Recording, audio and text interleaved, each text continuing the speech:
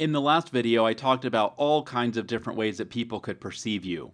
Of course, there are different ways that people could perceive you. I just listed a handful. I want to take it up to a different level, though, a higher level. I think it's a good exercise to sit down and say that you want to be perceived as the smartest person in the room, someone who's approachable, presentable, all that stuff. But there are two high-level things that I think about when I think about what my own personal brand is. The first one is subject matter expert. A lot of times you'll see this in the acronym SME. The subject matter expert is the expert on a particular topic. You might be an expert on something that has to do with servers, network speed, load time, layout, database, queries. Your expertise could be broad or narrow, but the idea is that it's deep. Again, in my presentations, I'll ask for a raise of hand to see who the experts are. And I'll get a handful of people who raise their hand and say they have expertise in something. My argument goes back to every person in the room has expertise in something.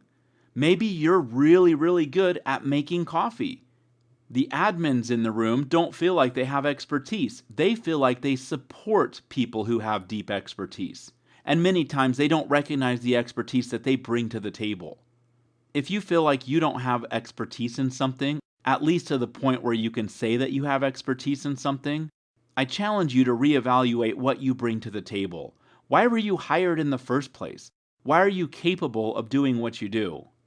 Why is it that people bring you into meetings? They want your depth and expertise for something. Identify how people perceive you as far as a subject matter expert, and contrast that to how you want to be known within your company or industry. Along those lines, I want to be known as a thought leader. Not everybody wants to be known as a thought leader, but there's power in being a thought leader.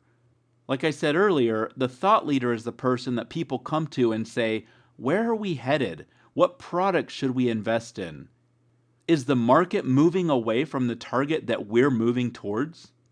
Thought leaders are the ones who bravely go forward and say, well, no one else is really talking about this, but here's what I see on the horizon. This is what I think is going to happen. There are a lot of people who speculate and have ideas.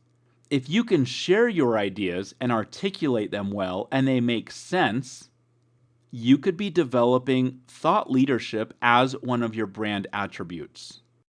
Do either of these sound interesting to you? As we go through this course, you should see how powerful either of these ideas are as they relate to your own personal brand.